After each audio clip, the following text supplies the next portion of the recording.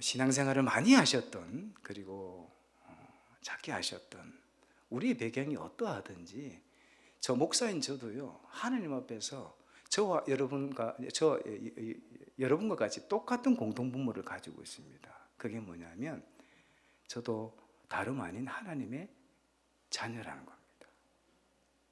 사람이 볼 때는 아유, 연세가 지극하시네요, 아이 경험이 미천하네요 라고 우리가 편애할 수 있지만, 하나님 아버지의 눈으로 보면 오늘 저 2층에서 저 1층 좌우로 이렇게 둘러보시면서 다 하나님의 자녀들이 모였구나 라고 보시는 거예요. 그런데 하나님의 자녀가 어떻게 됩니까? 영접하는 자, 곧 그 이름을 믿는 자들에게는 하나님의 자녀가 되는 권세를 주신 거예요. 누구를 영접했습니까? 예수님을. 우리가 믿어서 우리가 그리스도인이 되었다고 생각하지만, 더 정확하게 말씀드리면 성령의 역사 가운데 예수님이 믿어진 거예요. 예수님이 나의 주인으로, 남은 인생의 주인으로, 나의 하나님으로, 도마의 고백과 같습니다. 이런 믿음이 생긴 거예요. 그래서 하나님의 자녀가 되었습니다. 하나님의 자녀가 되었는데 놀라운 변화가 있습니까? 특별히 없어요. 이 상태를 우리는 미숙한 상태라고 합니다. 너나 할 것 없이 하나님의 자녀는 미숙합니다. 저 목사인 저도 여전히 미숙합니다. 제 이름이 어떻게 된다고요? 영철이 없어요. 평생 가지고 다녀야 될 이름입니다. 저희 아버지 어머니는 저를 이렇게 지어주지 않았지만 예수 믿고 보니까 여전히 철이 없는 거예요. 하나님의 자녀란 말입니다. 이런 미숙함으로부터 시작한 신앙생활이 어떻게 해요? 영의 양식을 먹습니다. 안 나옵니까 화면이? 괜찮습니다. 안 나와도 괜찮습니다. 영의 양식이 뭐죠? 말씀입니다. 말씀을 읽고 말씀을 먹고 말씀을 살아내는 이 훈련을 마치 아이가 걸음마 훈련을 하듯이 이렇게 성장하지요. 그리고 호흡이라 그러죠. 기도입니다. 기도는 하나님과의 대화라 그러잖아요. 그러니까 말씀과 기도는 뭐 기본 중에 기본입니다. 그리고 한 가지가 더해집니다. 괄호 열고 괄호 닫고. 이 괄호 열고 괄호 닫고 그 다음이 인내라는 게 반드시 필요해요. 그렇죠? 그리고 하루아침에 이루어지지 않습니다. 신앙생활을 건 한 50년 평생 하신 분이 있을 것입니다. 이제 갓 예수를 인격적으로 영접하고 이제 입문하신 분도 있을 것입니다. 시간이 걸립니다. 언제까지요? 주님 부르시는 그날까지. 5가지 변수입니다. 미숙함이 성숙함으로 나아가게 만드는, 이 미숙함이 성숙함으로 변화되게 하는 5가지 중요한 인자가 말씀, 기도, 그리고 괄호, 그리고 인내, 그리고 시간입니다. 그런 것 같죠? 꼭 정답은 아닙니다만 제가 이렇게 정리를 했어요. 그래서 사람의 지금 변화가 지금 이 모습이 전부가 아니라는 거죠. 저와 여러분의 모습이 이 모습이 전부가 아니라는 거죠. 우리는 나아질 수도 있고 악화될 수 있습니다. 그러나 우리의 목표는 뭐냐면 그리스도의 장성과 분량에 이르기까지 성숙해지는 거예요. 성숙해지는 거예요. 그래서 이 성숙함에 있어서 가장 필요한 인자, 이 괄호가 있습니다. 이 괄호의 단초를 제가 말씀을 통해서 안내하고자 합니다. 말씀은 이렇게 얘기합니다. 사도 바울이요, 우리가 환난 중에도 기뻐한대요. 환난은 인내를, 그 다음 절은 인내는 연단을, 연단은 소망을 이루게 한다. 환난이라는 단어가 언급됩니다. 이 환난을 통해서 사람들이 인내하는 거죠. 또 말씀이 있습니다. 말씀이 무릇 그리스도 예수 안에서 경건하게 살고자 하는 자는 박해를 받으리라. 사도 바울의 얘기입니다. 그리스도인답게 이 성숙함을 향해서 나아가는 이 과정 중에 박해라는 이 전공 필수 과목을 반드시 이수해야 된다 이 말이죠. 산상설교에서 예수님이 이렇게 말씀하십니다. 의를 위하여 박해를 받은 자는 복이 있나니 천국이 저들의 것입니다. 박해입니다. 단어는 다르지만 내용은 같지요. 환난입니다. 그리고 박해입니다. 또 박해입니다. 이 과로는 다름 아닌 고난입니다. 고난을 통해서 우리의 미숙함이 깨어지는 겁니다. 이 고난의 과정을 통해서 우리는 성숙함으로 나아갑니다. 시편 기자는 이렇게 고백합니다. 내가 고난 당하기 전에는 내가 그릇 행했다. 내가 하고 싶은 대로 살았단 말이에요. 그러나 이제는 주의 말씀을 지킨다. 그래서 고난 당하는 것이 내게 유익이래요. 그리고 이제는 뭡니까?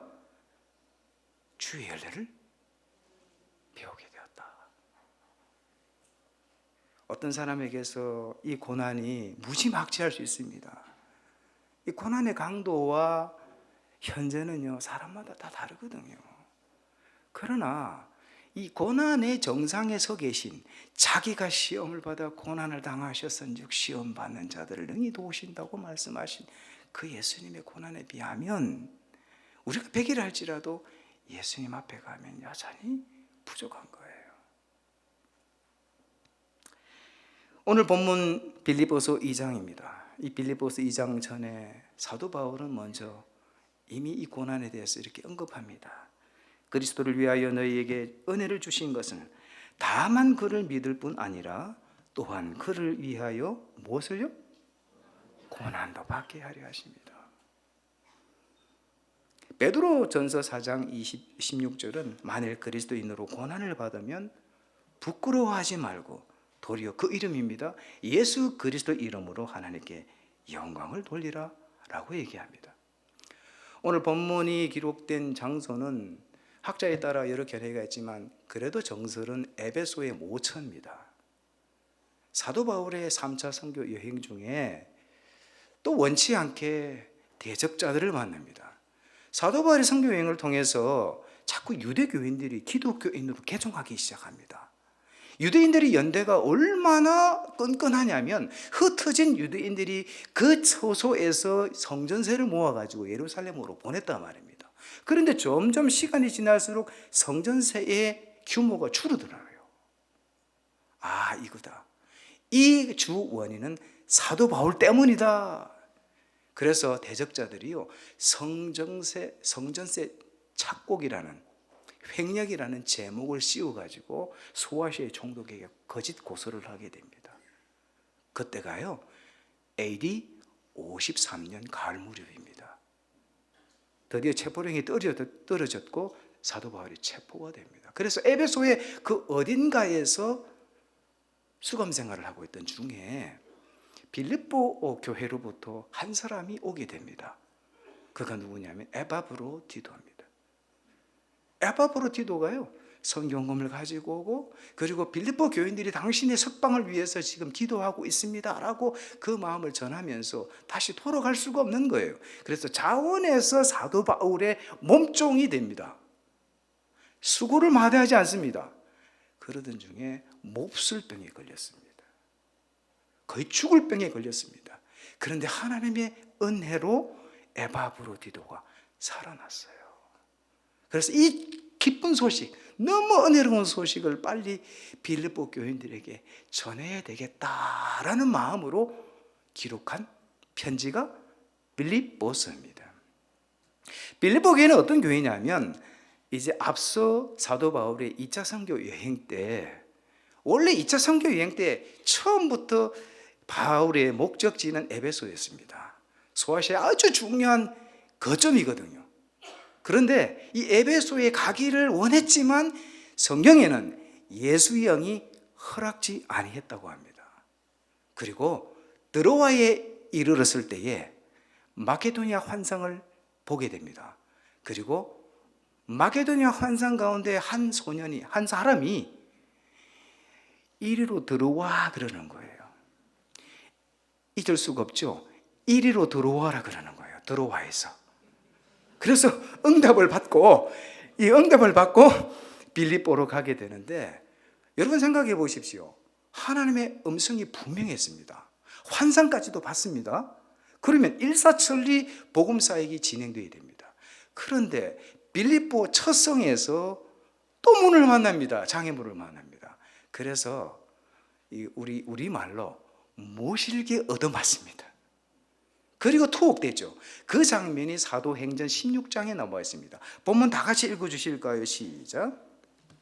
무리가 일제히 일어나 고발하니 상관들이 옷을 찢어 벗기고 매로 치라 하여 많이 친 후에 옥에 가두고 간수에게 명하여 든든히 지키라 하니 그가 이러한 명령을 받아 그들을 깊은 옥에 가두고 그 발을 착고에 든든히 채웠더니 한밤중에 바울과 실라가 기도하고 하나님을 찬송하며 제수들이 듣더라. 옥중에 뭘 하고 있습니까? 기도하고 찬송하고 있는 거예요. 그래서 저는 생각을 해봤어요. 이 형편에 무슨 찬송을 했을까? 기도는 그렇다 치고 무슨 찬송을 했을까요? 여러분, 고난의 현장 가운데, 고난의 이 터널 가운데 즐겨 부르는 찬송이 무엇입니까? 사람마다 다르겠죠. 제가 잠시 한 20년 전에 기도원에서 이렇게 긴 시간을 머물면서 좀 묵상을 필요로 하는 시간을 좀 가졌습니다. 그런데 이 한쪽 수족이 마비가 된 한 분이 기도원에서 이게 제일 위층에서 기거를 하셨던 것 같아요. 식사 시간이 되면 내려와서 올라가는데요, 꼭 올라갈 때마다 이 찬양을 불러요. 주님요, 이 손을 꼭 잡고 가소서. 원치 않게 이 수족이 마비가 되고 편마비가 오고 너무 불편한 거예요. 그 사정을 들어보니까 삼성그룹에 잘 나가는 이 과장이었더라고요. 앞으로 부장, 기타 등등 승진이 보장된 사람인데 갑자기 그런 봉변을 당하고, 비로소 예수님을 더 깊이 만나고, 그리고 본인도 안식 겸 해서 와 있을 그때에 식사를 하고 올라갈 때 꼭 이 찬양을 불러요. 지금도 기억이 생생합니다. 사람마다 이 고난 가운데 즐겨 부르는 찬양이 있거든요. 그런데 사도 바울은 신라와 함께 이 환경 중에, 이 처지 중에 무슨 찬송을 불렀을까요? 제가 생각건데 오늘 본문입니다. 오늘 본문입니다. 오늘 본문은요, 초대교회의 그리스도인들의 찬양시였어요. 특별히 250년 동안 로마 제국으로부터의 아주 혹독한 이 핍박이 몇 년 지속되는 줄 아십니까? 250년. 250년 동안 이 강도도 점점 더 세져요. 이 핍박 중에 그들이 신앙을 지키고, 그리고 전수하고, 그리고 위로하고, 다시 그들이 마음을 세울 수 있었던 찬양시가 오늘 본문입니다. 그러니까 오늘 본문이 좀 다르게 와닿죠. 오늘 본문 어떻게 시작합니까? 너희 안에 이 마음을 품으라, 그리스도 예수의 마음이니. 우리는 이렇게 말씀을 예쁘게 읽지만 이 피터성에게 된, 이제 몸이 만신창이가 된 이 사도 바울이 이 찬양시를 불렀다면 어떻게 불렀을까요? 제가 조금 흉내를 내볼까요? 너희 안에 이 마음을 품으라. 기력이 다 빠졌어요. 곧 그리스도 예수의 마음이, 그게 뭐 엄표가 있었겠습니까? 제가 상상을 합니다. 그리스도 예수의 마음이니. 다음 절 이어집니다.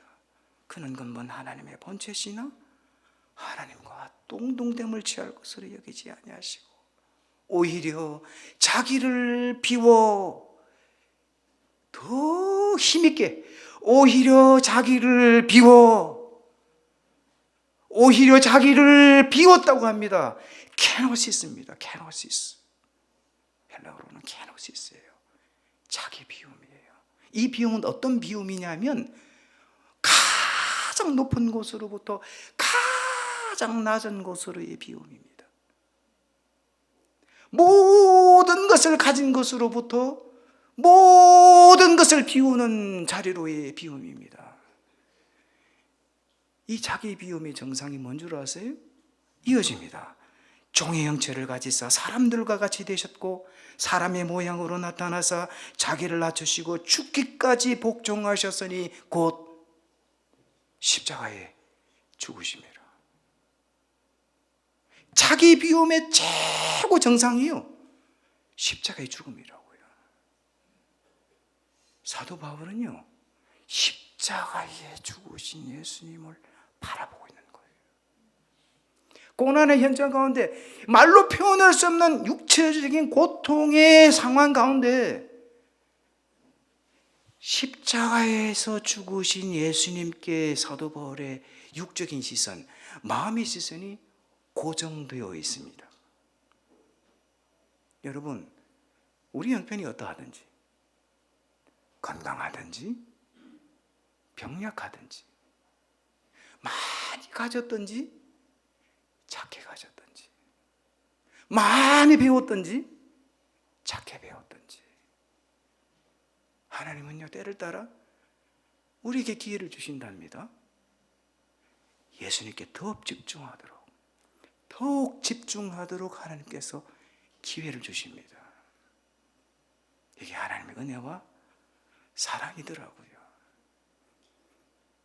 2025년 여지없이 고난주간이 찾아왔습니다. 이 고난주간에 다시 한번 품어야 될 마음은요, 기본 중에 기본이에요. 예수님의 마음이에요. 우리를 성숙되게 하는 미숙함의 껍질을 벗기고 성숙되게 만들어가는 이 고난의 의미를 헤아리고 기억하고 있는 모든 사람들의 마음은 그리스도의 마음이어야 합니다. 오늘 이 그리스도의 마음에 대해서 좀 더 진하고 깊게 논하고자 합니다. 첫 번째 그리스도의 마음은요, 온유한 마음입니다. 너무 기본이죠. 온유한 마음입니다. 예수님께서 이미 마태복음 11장 28절에 수고하고 무거운 짐진 자들아 다 내게로 오라. 내가 너희를 쉬게 하리라. 나는 마음이 온유하고 겸손하니 내 멍에를 메고 내게 배우라. 그리하면 어떻게 된다고요? 너희 마음이 쉼을 얻는데요. 이 세상에서 평안한 안식, 절대적인 안식, 이 안식을 어디에서 얻을 수 있겠습니까? 예수님은 2000년 전에 훤히 아시고 말씀하셨고 지금도 말씀하고 계십니다. 나는 마음이 온유하고 겸손하니까 내게 와서 배우라 그러잖아요. 내 멍에를 매자 그러잖아요. 그리하면 너희 마음을 쉼을 얻는다. 내 멍에는 쉽고 내 짐은 가볍대요. 마태복음 5장에 또 산상수교를 통해서 예수님은 이미 말씀하셨습니다. 온유한 자는 복이 있나니 그들이 땅을 기업으로 받을 것이며. 하나님 보실 때 그리스도인들이 마음의 상태가 온유한 상태가 되어 있으면 원어적인 내용을 보면 이게 행위보다 상태를 의미하거든요. doing보다 being이라고요. 온유한 상태에 놓여진 그리스도인들을 보면 하나님이 너무너무 기뻐하신대요. 그래서 하나님께서 너 복되다, 너 복되다, 너 복되다 그러시는 거죠. 이 온유함이 정말 무슨 말일까요? 무슨 의미일까요? 태생적으로 온유한 사람이 있다고 합니다. 그런데 긍정적인 면과 부정적인 면이 있어요. 긍정적인 면은 뭡니까? 좀 싹싹해 보인다, 유순해 보인다. 그래서 사귀기가 쉽다. 내가 생각할 때 온유한 사람이다. 손 내려 보십시오. 다 내리셨네요. 영안인들은 사귀기가 쉽다. 세상 말로 까칠까칠하지 않다. 그게 긍정적인 면이라면 부정적인 면이 있어요. 좀 유약해 보입니다. 우유부단해 보입니다. 심지어는 무기력해 보이는 거죠. 온유라는 말을 불신자들로 쓴다니까요. 뭐 좋은 성품, 품성, 그 가운데 등장하는 아주 중요한 단어거든요. 그런데 성경적인 온유함은 달라요. 예수님께서 의도하신 나는 마음이 온유하고 겸손하다 그랬을 때 그 온유함은 세상 사람들이 사용하는 온유함과 다르단 말입니다. 이건 태생적인 기질이 아니라 성령의 역사 가운데 만들어지는 하나님의 성품입니다. 그래서 이 온유함은 다름 아닌 하나님 말씀에 꽉 묶여있는 상태예요. 야고보서 말씀이 이렇게 우리에게 증언합니다. 우리가 말들의 입에 재갈 물리는 것은 우리에게 순종하게 하려고 그 온몸을 제어하는 거래요. 재갈을 물린단 말입니다. 우하면 우, 좌하면 좌, 멈춰라 그러면 멈추고, 자 가자 그러면 가는데 속도도 조절할 수 있습니다. 이 미숙함이 성숙함으로 나가는데 이 말씀이 우리 삶의 일체가 되어지는 훈련의 과정들이에요.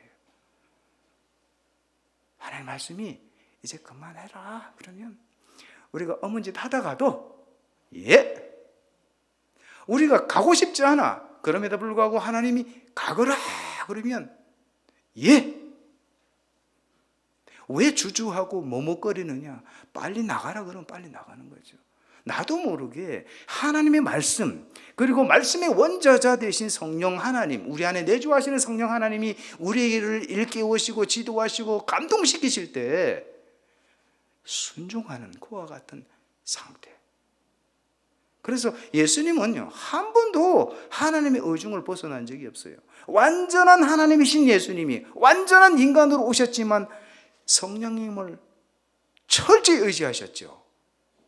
자신의 신성을 한 번도 남용하신 적이 없어요. 이런 사람들을 가만히 생각해 봅시다. 하나님 말씀 안에 깊은 자유함을 누리고 하나님 말씀이 원하시는 자리까지 나아가는 그와 같은 사람, 이런 사람들이 어떤 사람들이냐면 자기 방어 기제가 작동하지 않아요. 더 이상 자기의 이익에 연연하지 않습니다. 또 넉넉한 품을 가집니다. 이런 온유한 마음이에요. 사람이 자기 이해관계가 이렇게 맞닥뜨려지면요, 우리 그리스도인들도 실족할 위험성이 많습니다.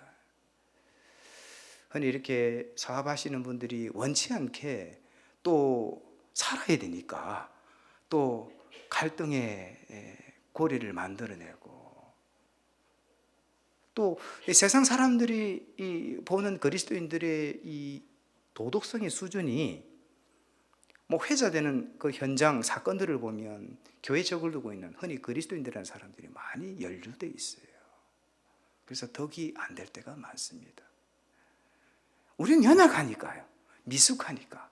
그럼에도 불구하고 이 미숙함의 껍질을 깨기 위해서 우리 마음이 갱신되어야 되는데 다시 품어야 될 그 마음이 뭐라고요? 온유함이라고요. 그래서 하나님 말씀하시면 주일마다 목사님께서 말씀으로 일깨워 주시고, 개인의 경건 훈련을 통해서 하나님 말씀을 일깨워 주시고, 그리고 믿음의 형제 자매들과 함께 교우들과 함께 나누는 가운데 누군가를 통해서 하나님의 음성이 들려지면, 그리고 내주하시는 성령님이 나에게 말씀하시면 언제라도 수정할 준비가 되어 있는 그와 같은 마음의 상태, 이런 마음의 구조를 계속해서 만들어 가야 됩니다. 고난 주간에 우리가 뭘 자꾸 쌓으려고 애쓰지 마십시오. 이미 우리가 아는 것도 많고 이미 쌓아놓은 것도 많아요. 그런데 면면히 보면 비본질이 너무 많은 거예요. 우리 마음은 너무너무 복잡한 거예요. 그래서 아닌 거 다 제껴내는 거예요.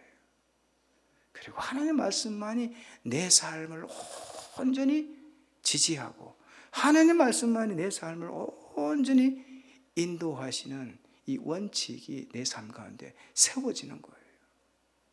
그러면 어떻다고요? 온유한 자는 복이 있대요. 땅을 기업으로 받을 것임이래요. 땅은요, 다름 아닌 예수님을 주인으로 인정하는 모든 삶의 영역입니다. 모든 삶의 영역입니다. 영적 지경의 확장이란 말이에요. 그래서 로마서 말씀은 이로써 그리스도를 섬기는 자는 하나님을 기쁘시게 하며 사람에게도 칭찬을 받느니라. 나도 모르게요, 하나님께 인정받는 사람이 될 뿐만이 아니라 사람에게도 칭찬을 받는 거, 저는 이거 믿거든요. 진짜 그리스도인의 삶을 살면요, 사람들이 인정합니다. 면전에서는 그래요 그러지만 돌아서면요, 너도 별 수 없네, 그런 소리 듣는 그리스도인이 아니라 돌아서도요, 저 사람 진짜 예수 믿는 사람 맞네, 그리스도인 맞네, 칭찬받습니다. 하나님의 말씀이 우리에게 약속하십니다. 이 온유한 마음이 이 고난 주간에 임하는 저와 여러분의 마음 가운데 풍성해지기를 축복합니다. 두 번째는요, 겸손한 마음입니다. 겸손한 마음. 이미 빌립보서 2장 3절에 아무 일이든지 다툼이나 허영으로 하지 말라고 해요. 오직 겸손한 마음으로, 오직 겸손한 마음으로 나보다 남을 낮게 여기고, 이렇게 언급을 해 두셨어요. 예수님께서 나는 마음이 온유하고 겸손하다 그러거든요. 이 겸손도 주일 우리 안 목사님 겸손함에 대해서 제가 말을 맞춘 건 아닌데 설교를 하셨더라고요. 복음만 해서 겸손한 마음을 세웁시다. 너무너무 중요합니다. 그런데 이 겸손함도 세상 사람들이 얘기하는 정도의 겸손함이 아니에요. 이 겸손함의 정확한 의미는 그렇습니다. 하나님 앞에서 겸손해야 돼요. 하나님 앞에서 겸손하다는 것은 뭐냐면 하나님을 진짜 하나님으로 아는 거예요. 그것도 살아계신 하나님으로 아는 거예요.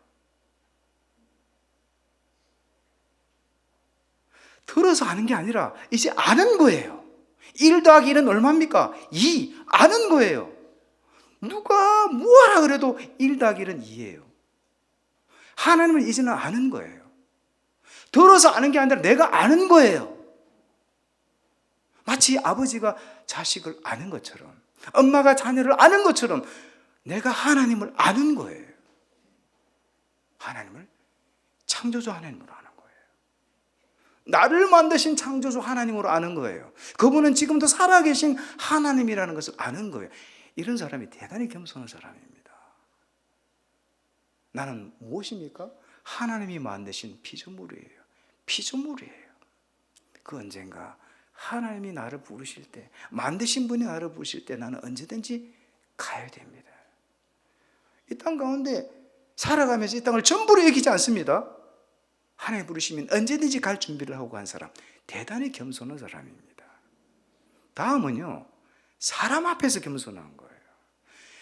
영안교회가 60년의 역사를 지났습니다. 영안교회에서 가장 중요한 부분이 뭘까요? 어떤 사람은 예배입니다. 어떤 사람은 교육입니다. 어떤 사람은 선교입니다. 어떤 사람은 봉사입니다. 틀린 말이 아니거든요. 영안교회에서 가장 중요한 부분이 뭘까요? 여러분입니다. 사람이란 말이에요. 하나님의 관심은 이 건물에 있지 않아요. 프로그램에 있지 않아요. 하나님의 관심은 한 분 한 분께 있습니다. 지금도 전능하시고 전지하신 창조주 하나님은 여러분 한 사람 한 사람에게 시선이 모아져 있습니다. 하나님이 세상을 이처럼 사랑하셨대요. 그 세상이 누굽니까? 다름 아닌 나란 말이에요. 하나님이 나를 너무너무 사랑하셔서 독생자를 주셨으니 독생자를 십자가에 못 박기까지 죽게 하셨단 말입니다. 마찬가지예요. 하나님의 마음을 깨닫고 사람 앞에서 내가 어떤 처세를 하느냐예요.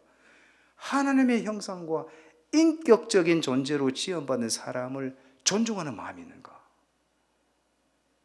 아이라고,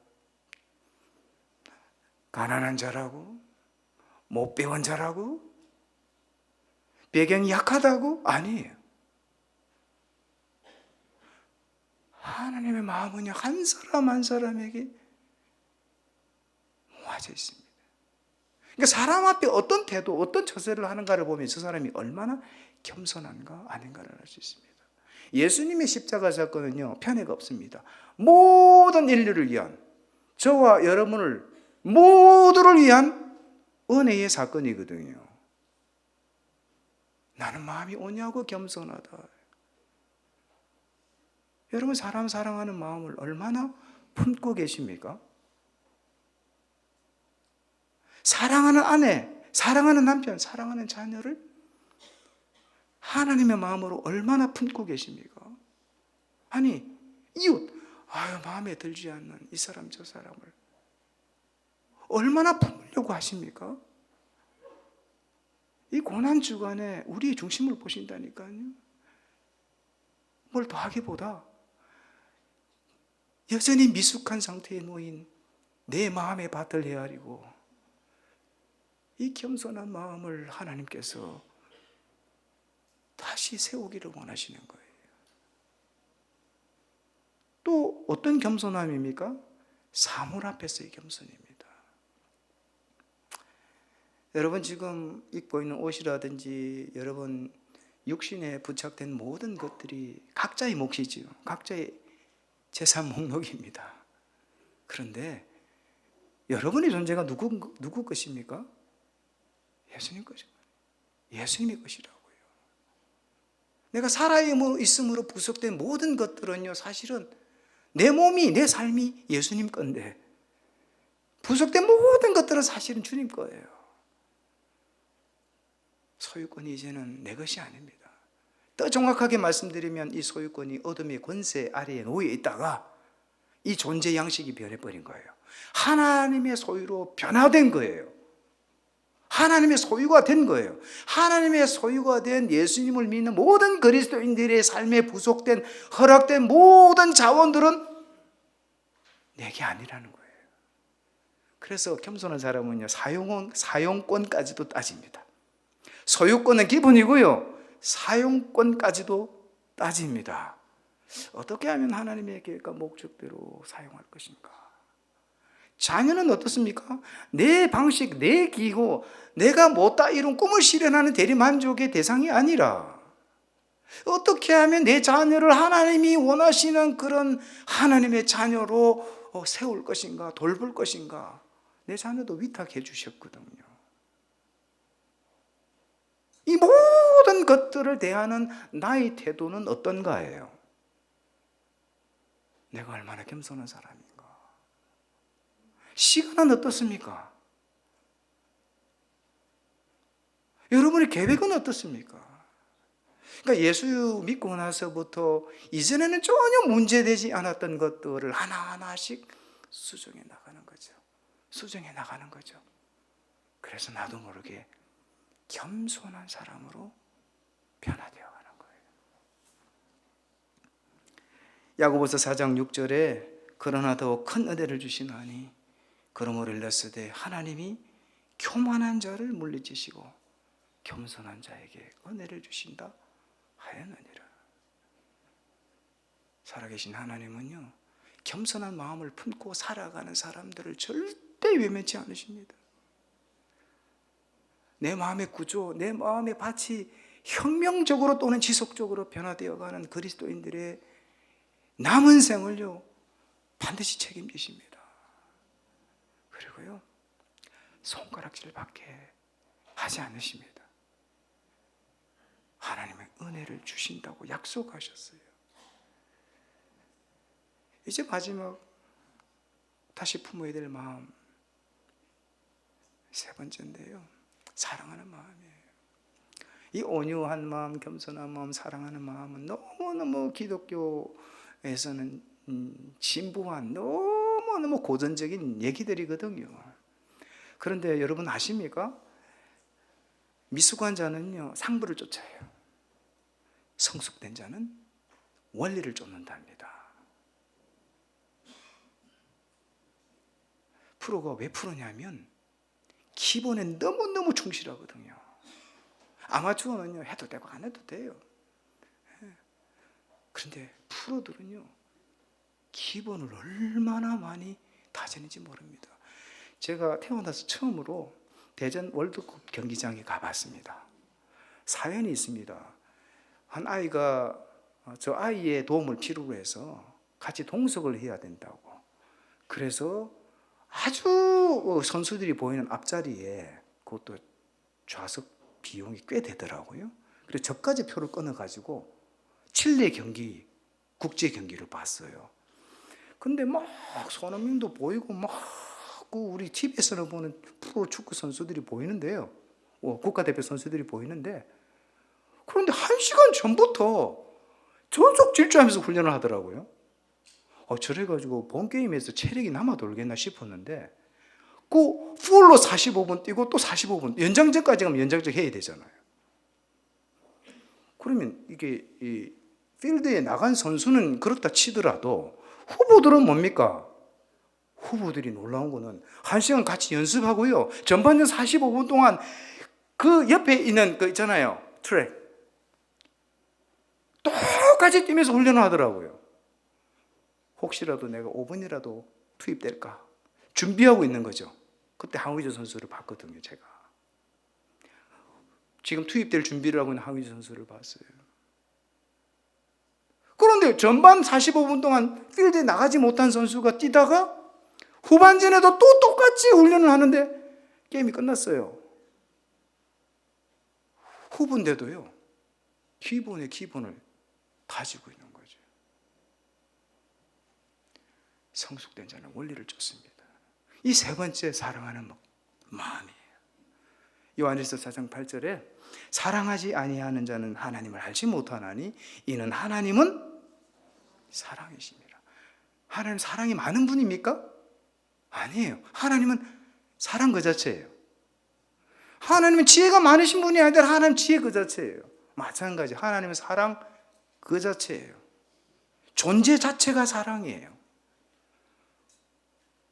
그 사랑하는 마음, 존재 그 자체이신 하나님의 마음, 하나님이신 예수님, 예수님의 마음을 놓쳐버리면 이 고난주간에 우리가 수고하는 것, 또 준비하는 것, 이 모든 것들이요, 공이 될 수 있습니다. 여러분 잘 아시는 이 부활 이후 다시 베드로를 만납니다.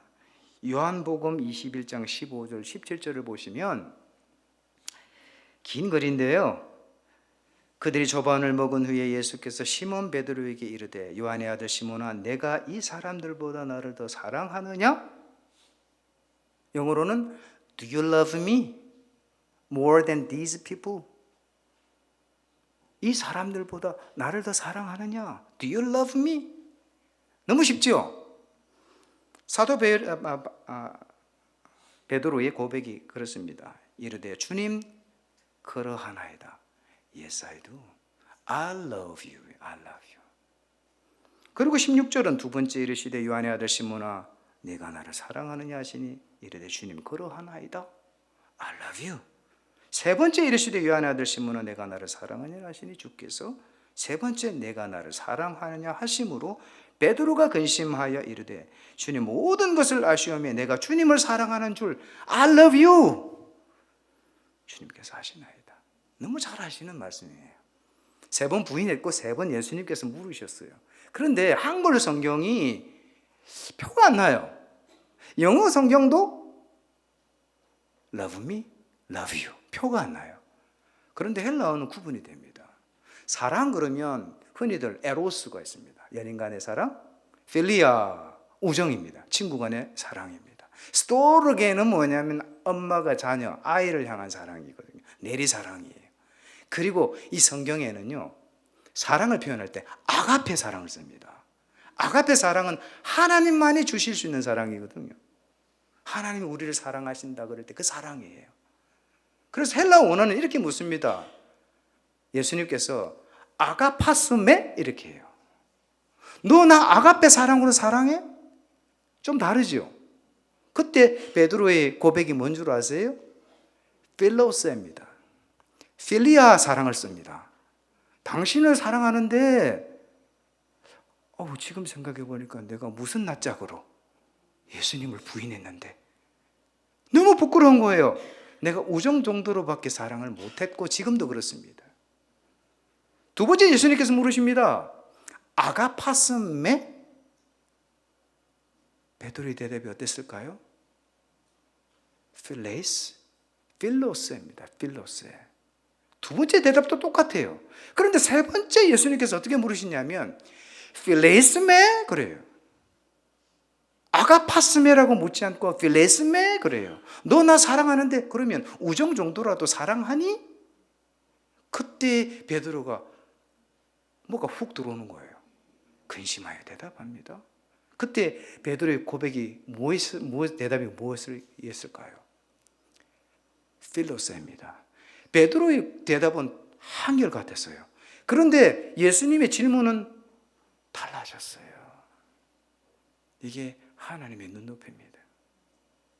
무지막지한 하나님의 사랑이 우리한테 전달되려면 하나님은 우리하고 차원을 달리하신 분이지만 우리가 가장 공감할 수 있는 언어로, 가장 공감할 수 있는 환경으로, 가장 공감할 수 있는 만남으로 우리에게 다가오시고 우리를 이해시키시고 우리를 설득시키시고 우리의 마음 가운데 믿어지게 하는 역사가 일어나게 하십니다.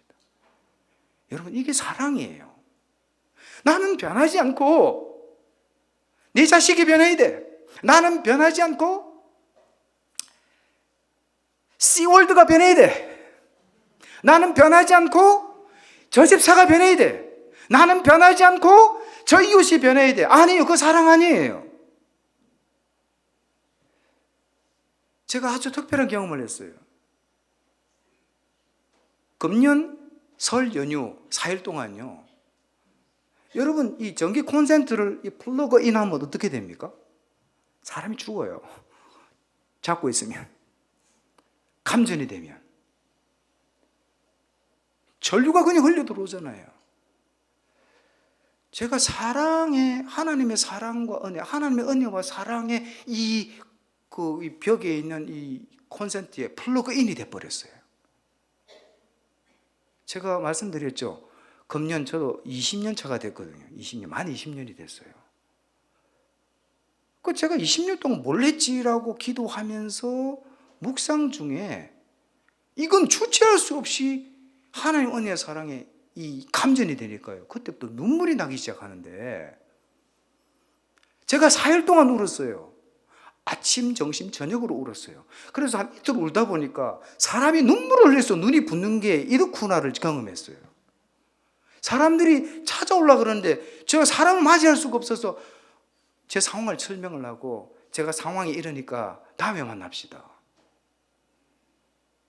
성경을 봐도 눈물이 나고 찬양을 들어도 눈물이 나고 기도를 좀 하려니까 기도 첫 구절에 첫 소절에 눈물이 나고 사람을 봐도 눈물이 나고 아내를 봐도 눈물이 나고 아이를 봐도 눈물이 나고 교회 식구들을 봐도 눈물이 나고 말로 설명할 수가 없는 거예요. 제가 예수 믿은 지 36년이 되거든요. 신앙 초창기에 여러분도 경험하셨을 줄 모르겠습니다만 눈물 콧물이 범벅이 돼가지고 이게 한 20cm 이렇게 주렁주렁 매달려가지고요. 이게 좌우로 왔다 갔다 하는데 내 몰골이 그냥 말로 표현할 수가 없는데 이게 전혀 부끄럽지 않았던 때가 있었어요. 여러분 이해하시겠죠? 그런 경험을 했다니까요. 목사가 되고 목회 20년의 경력을 가지고 있는 단독 목회. 이거 지금 이게 무슨 경험이지? 기도하면서 제가 그런 생각을 했어요. 내가 너무너무 무능하구나. 내가 너무너무 부패하구나. 내가 단독 목회하면서 다른 목사들보다 조금 더 도덕적으로 노력했구나. 조금 더 정직하려고 노력했구나. 조금 더 성실하려고, 조금 더 어울리려고 내가 노력했구나. 이 노력이 너무너무 가소로운 거예요. 사도 바울이 고린도전서 15장에 그런 고백을 합니다. 내가 모든 사도보다 더 많이 수고했다 치자. 이 수고가 내가 한 것 아니다. 하나님의 은혜라고 얘기하거든요. 이게 이해가 되는 거예요. 내가 잘난 게 없단 말이에요. 내가 능력이 대단해서가 아니단 말이에요. 내가 이 자리에 서 있는 것도 하나님의 전적인 은혜, 사랑이다. 사람을 보는데 제 해석이 되고요, 환경을 보는데 제 해석이 되고요, 말씀을 보는데 이게 다르게 보이고요, 놀라운 경험을 했습니다. 그래서 제가 아직까지 뜨끈뜨끈합니다.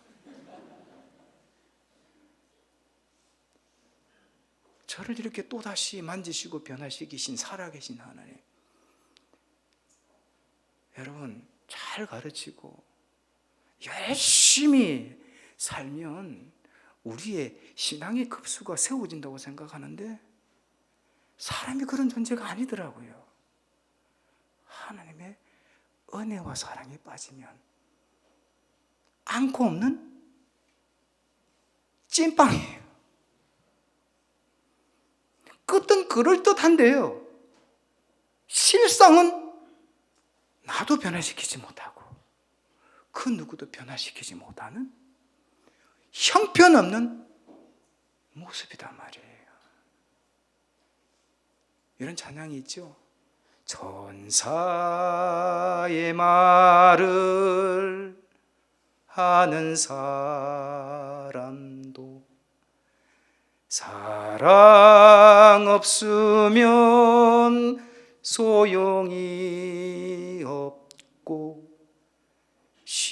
심오한 진리 깨달은 자도 울리는 징과 같네. 하나님 말씀 전한다 해도 그 무슨 소용 있나. 사랑 없으면 소용이 없고 아무것도 아닙니다. 내가 내게 있는 모든 것으로 구제하고 내 몸을 불사름에 내어줄지라도 사랑 없으면 내게 아무 유익이 없다. 믿음, 소망, 사랑, 이 세 가지 중에 가장 제일은 사랑이다. 시간이 많이 지났습니다. 죄송합니다. 여러분의 귀한 시간 많이 앗아간 것 같습니다. 9절 보십시다. 이름으로 하나님이 그를 지극히 높여 모든 이름 위에 뛰어난 이름을 주사 하늘에 있는 자들과 땅에 있는 자들과 땅 아래에 있는 자들로 모든 무릎을 예수 이름에 꿇게 하시고 모든 입으로 예수 그리스도를 주라 시인하여 하나님 아버지께 영광을 돌리게 하셨느니라. 예수를 깊이 생각하자. 이 한 주간 고난 중간에 캐치프레이즈라고 들었습니다. 온유하신, 겸손하신, 사랑 그 자체이신 예수님의 마음을 우리가 놓쳐버리면 아무것도 아니다. 이런 마음을 실천하신 예수님이기 때문에 하나님께서 그를 지극히 높이셨고 모든 무릎 꿇게 하셨고 모든 입으로 예수를 주라 시인하게 하셨다. 그 자체가 하나님께 영광이 되었다고 합니다. 하나님께 영광 돌리는 삶은 다름 아닌 예수님을 주인으로 인정하고 고백하는 삶입니다. 자랑스러운 영안인 영안교회의 성도님, 이 고난주간뿐만이 아니라 남은 생애 내내 성숙한 그리스도인으로 온유한 마음을 품고 살아가는 그리스도인으로, 겸손한 마음을 품고 살아가는 그리스도인으로, 그리고 사랑하는 마음으로 살아가는 그리스도인으로 살아가시기를 주님의 이름으로 축원합니다. 찬양을 한 곡 부르면서 제가 다음 우리 안 목사님 기도 순서로 이어 넘기겠습니다. 찬양을 한 곡 드릴까요?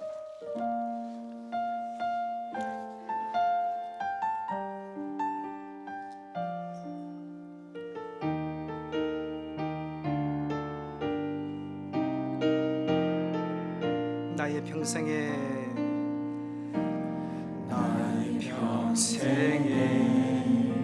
가장 복된 일은 내가 예수님을 만난 것이라. 나의 평생에 가장 잘한 일은 내가 예수님을 주로 섬긴 것이라. 세상 살 동안, 이 세상 살 동안 내가 걷는 길이 때론 험하여서 넘어질 때도 주의 강한 손이 나를 붙드시니 나는 예수님만 주로 섬기리. 이 세상 살 동안 한 번 더 할까요? 이 세상 살 동안, 이 세상 살 동안 내가 걷는 길이 때론 험하여서 넘어질 때도 주의 강한 손이 나를 붙드시니 나는 예수님만 주로 섬기며 살리.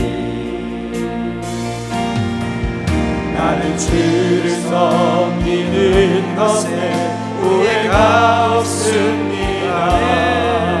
내가 걸어온 모든 시간 다 주의 은혜니 내가 걸어갈 모든 날도 주만 섬기며 살리. 오직 예수 이름 부르며 살아가리라. 이것이 나의 반증이요 이것이 나의 찬송일세. 나 사는 동안 끊임없이 주를 찬송하리오라. 이것이 나의 간증이요 이것이 나의 간증이요 이것이 나의 찬송일세. 나 사는 동안 끊임없이 주를 찬송. 나 사는 동안 끊임없이 나 사는 동안 끊임없이 주를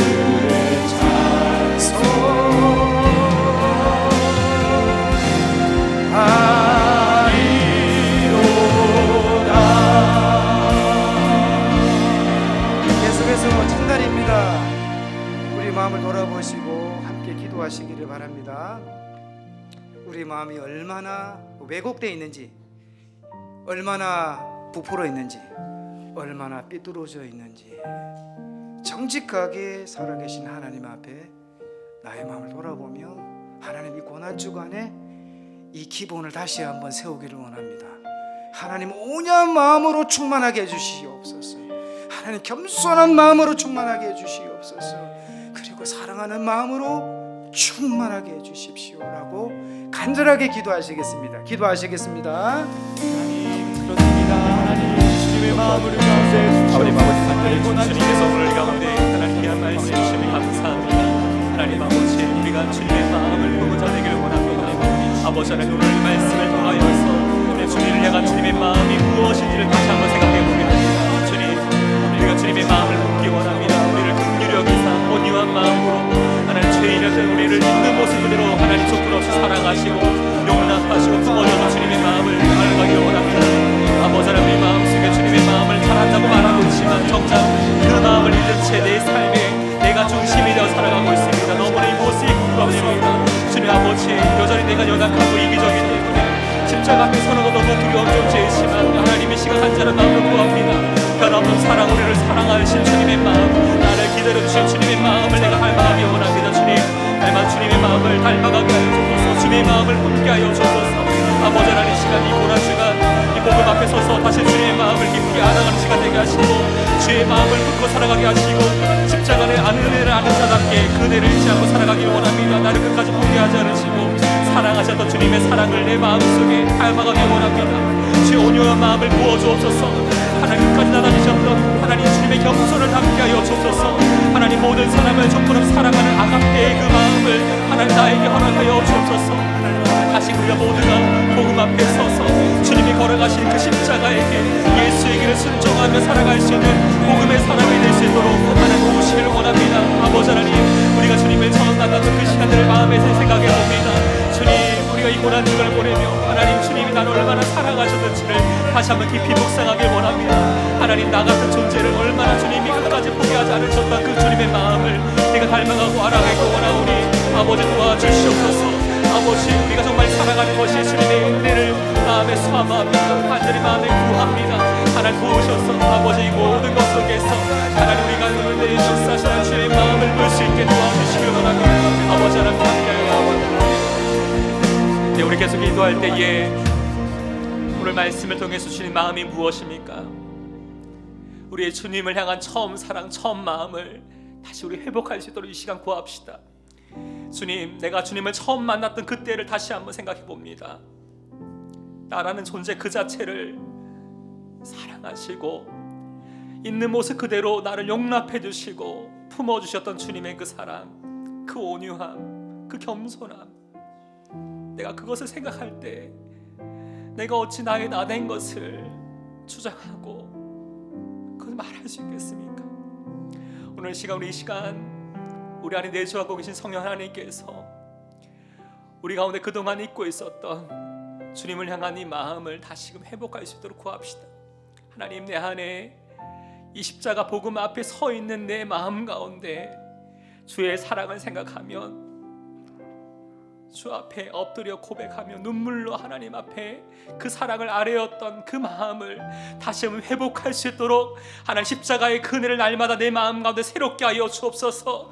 우리의 마음 가운데 무뎌졌던 그 심령을 흔들어 깨워주시고 십자가 복음의 은혜가 내 삶 가운데 날마다 깨달아짐으로 이 복음의 감격이 내 안에 내 삶을 살아가게 하는 하나님의 능력되게 하여 주옵소서. 내 영혼이 예수 그리스도의 복음에 충만케 될 수 있도록 이 시간 주님의 이름을 다시 한번 간절히 마음에 부르며 합심을 함께 기도하겠습니다. 아버지 하나님, 주여, 주님, 오늘 시간 주님의 은혜를 구합니다. 우리가 십자가 복음 앞에 우리가 서기 원합니다. 하나님, 고난주가 첫째 날 하나님 우리에게 귀한 말씀 주시면 감사합니다. 아버지, 나의 처음 사랑을 다시 한번 회복하기를 원합니다. 주님을 향한 그 처음 마음을 다시 한번 회복하기를 원합니다. 날마다 주님을 향했던 그 마음에 온전했던 그 사랑을 날마다 우리 마음에 회복하게 하여 주셔서 다시 복음 앞에 서게 하시고 다시 복음의 은혜 가운데 나아갈 수 있기를 원합니다. 아버지 하나님, 우리 하나님 앞에서 이 진정한 하나님의 은혜를 소망합니다. 아버지, 주님의 은혜를 바라오니 아버지, 우리가 주님의 앞에 다시 한번 우리가 설 수 있는 은혜를 허락하여 주옵소서. 아버지, 오늘도 주님 앞에 우리 모두가 다시 한번 이 복음 앞에 섭니다. 하나님, 우리 복음의 은혜만 생각해도 우리가 한없이 우리 하나님 앞에 나눠 우리 마음을 주께서 하시오니 아버지, 다시 우리 마음을 온전케 하여 주옵소서. 주님, 우리 마음을 붙들어 주시옵소서. 아버지, 우리 마음을 새롭게 하여 주옵소서. 아버지, 진정하게 하나님 앞에 우리 마음을 엎드리며 주님 앞에 나가길 원하오니 주님, 여러 많은 상황과 마음 모양으로 하나님 앞에 다시 한번 구하는 모든 마음의 소원마다 하나님 아버지 두루 시간을 응답하시는 하나님의 마음을 경험하게 하여 주시기를 원합니다. 도와주시옵소서. 네, 우리가 이 시간 한 번 더 기도하기 원합니다. 기도할 때 지금 여러분은 어떠한 고난의 시간을 보내고 있습니까? 인생의 한밤중과 같은 두렵고 불안한 어둠의 시간을 보내고 계신 분이 있습니까? 정말 끝이 보이지 않는 인생의 문제들로 인해 고난 중에 눈물의 골짜기를 지나가고 있지는 않으십니까? 사람들마다 다 이해할 수 없는 각자만의 고난이 다 있습니다.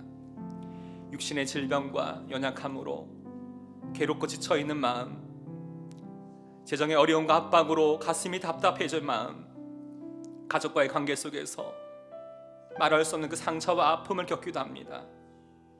오랜 영적인 침체 가운데 말할 수 없는 탄식으로 아파하고 있는 우리 모든 상황이 있습니다. 이 모든 걸 주님이 아시고 지금 우리를 위해 기도하고 계십니다. 오늘 이 시간 우리의 삶에 있는 그 고난을 주님 앞에 맡겨드리며 이렇게 기도하면 좋겠습니다. 주님, 당신의 손길과 눈길이 내 삶을 붙드시며 살피시는 줄 믿사오니 주님이 계획하신 그때에 주님의 선하신 방법과 도우심으로 내 삶을 인도하여 주옵소서. 고난 중에 더욱 주님을 깊이 만나게 하시고 주님으로 인하여 내 영혼이 기뻐하게 하시며 나를 향한 변함없는 하나님의 사랑을 발견하는 은혜를 이 고난의 시간 가운데 허락하여 주옵소서. 이제 다시 한번 주님의 이름을 간절하게 부르며 합심을 함께 기도하겠습니다. 주여, 주님, 우리의 삶의 모든 것이 주님께 있습니다. 오늘 이 시간 사랑하는 성도들 삶 가운데 여러 많은 고난들이 있습니다. 여러 많은 형태의 고난들이 우리의 삶을 에워싸고 있습니다. 인생의 긴 한밤을 보내고 있는 일이 있습니다. 두렵고 불안한 이 어둠의 시간을 보내고 있는 일이 있습니다. 아버지 하나님, 정말 끝이 보이지 않는 인생의 문제들을 인해서 내 마음이 낙심하고 고난 중에 이 눈물의 골짜기를 지나고 있는 일이 있습니다. 주여, 그들의 마음을 살펴주시고 아버지들이 지쳐있는 마음을 주여 위로하여 주시고 저녁의 압박과 여러 많은 삶의 어려움들로 인해 마음이 답답하고 짓눌려 있는 이들의 가운데 그 마음을 자유케 하시는 하나님 은혜의 마음을 경험케 하여 주옵소서. 하나님, 무엇보다 여러 많은 관계성이 갖고 있는 아픔과 상처를 주여 위로하여 주시고 다시 한번 영적인 깊은 침체 가운데 정말 하나님 짓눌려 있는 그 모든 마음을 나라의 숨은 한식으로 이름이 간구하고 계신 성령 하나님, 우리를 도와주셔서 하나님 모든 상황 가운데 우리 영혼을 위로하시며 우리를 다시 이렇게 세워서 성숙의 길, 소망의 길, 은혜의 길로 우리를 인도하시는 하나님의 귀한 사랑을 경험케 하여 주시길 원합니다. 주님의 손길과 눈길이 지금 우리의 삶을 살피시고 돌보시며 붙들고 계심을 믿습니다. 하나님의 때에 하나님의 선하신 방법으로 우리의 삶을 이끌어주시고 우리를 인도하여 주옵소서. 무엇보다 우리 고난 중에 주님을 깊이 만남으로 주님을 인하여서 내 영혼이 기뻐하게 하시고 우리를 향한 변화와 하나님의 사랑을 발견하는 은혜를 날마다 허락하여 주옵소서. 아버지, 우리와 함께 주님을 바라보게 하시고 우리 모든 상황 가운데 우리의 손을 꼭 잡고 가시는 하나님의 마음을 발견하는 은혜를 허락하여 주시기 원합니다. 아버지, 인도하여 주옵소서. 하나님 아버지, 함께하여 주시옵소서. 우리 마지막으로 이 찬양을, 우리 고백을 드리기 원합니다. 주님여 이 손을 꼭 잡고 가소서. 오늘 시간 우리 인생을 향해 손을 내미시는 주님의 마음 앞에 우리 믿음의 손을 내밀고 함께 이 찬양 주 앞에 고백합시다. 주님여 이 손을 꼭 잡고 가소서.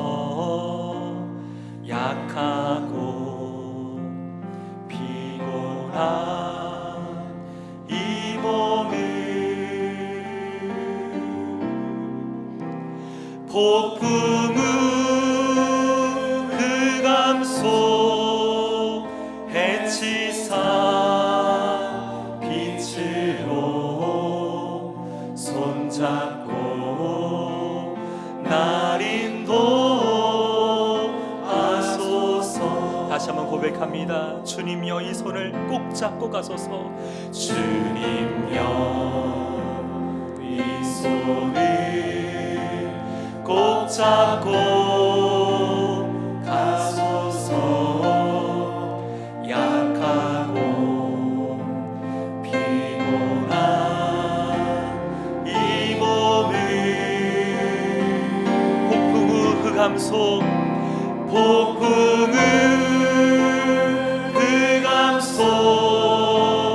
해치사 빛으로 손잡고 날 인도하소서. 2절입니다. 인생이 힘들고 고난이 겹칠 때에 인생이 힘들고 고난이 겹칠 때에 주님여 날 도와주소서. 외치는 이 소리 주님 귀 기울여 주시사. 외치는 이 소리 귀 기울이시사. 손잡고 날 인도하소서. 외치는 이 소리 주님 귀 기울여 주시사. 외치는 이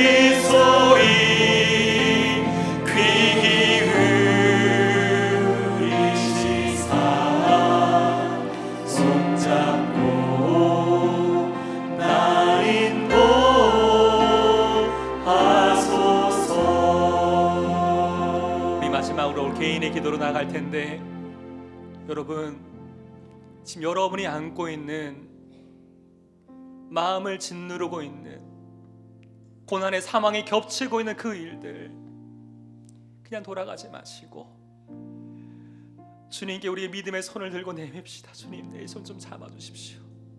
너무나 괴롭습니다. 너무나 지칩니다. 낙심이 됩니다. 나를 다시금 일으켜 세우시는 힘은 십자가 복음 안에 있사오니 내 손을 꼭 잡고 인도해 달라고 주님 앞에 은혜를 구하며 개인의 기도로 계속해서 나가겠습니다.